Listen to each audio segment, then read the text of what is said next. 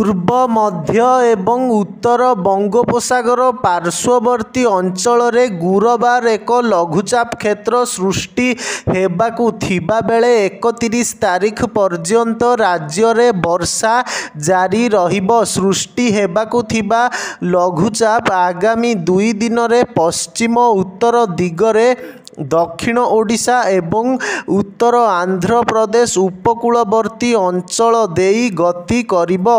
ଏନେଇ ମଙ୍ଗଳବାର ଆଞ୍ଚଳିକ ପାଣିପାଗ ବିଜ୍ଞାନ କେନ୍ଦ୍ର ପକ୍ଷରୁ ସୂଚନା ଦିଆଯାଇଛି। ବୁଧବାର ପ୍ରବଳ ବର୍ଷା ନେଇ କିଛି ଜିଲ୍ଲାକୁ ୟେଲୋ ୱାର୍ଣ୍ଣିଂ ଜାରି କରାଯାଇଛି। ଏହି ଜିଲ୍ଲାଗୁଡ଼ିକ ମଧ୍ୟରେ ସୁନ୍ଦରଗଡ଼, ମୟୂରଭଞ୍ଜ, କେନ୍ଦୁଝର, ଝାରସୁଗୁଡ଼ା, ସମ୍ବଲପୁର, ଦେବଗଡ଼, ବରଗଡ଼, ଅନୁଗୁଳ, ନୟାଗଡ଼, ଖୋର୍ଦ୍ଧା, କଟକ, ଢେଙ୍କାନାଳ, ଯାଜପୁର, କେନ୍ଦ୍ରାପଡ଼ା, ଭଦ୍ରକ, ପୁରୀ ଓ ଜଗତସିଂହପୁର ଆଦି ରହିଛି। 29 ତାରିଖରେ 13 ଜିଲ୍ଲାରେ ପ୍ରବଳ ବର୍ଷା ସହ ବିଜୁଳି ଓ ଘଡ଼ଘଡ଼ି ମାରିବା ନେଇ ପାଣିପାଗ କେନ୍ଦ୍ର ସତର୍କ କରିଛି। ଲଘୁଚାପ ପ୍ରଭାବରେ 30 ତାରିଖରେ ରାଜ୍ୟରେ ବର୍ଷାର ପରିମାଣ ବଢ଼ିବ ବୋଲି ପୂର୍ବାନୁମାନ କରାଯାଇଛି।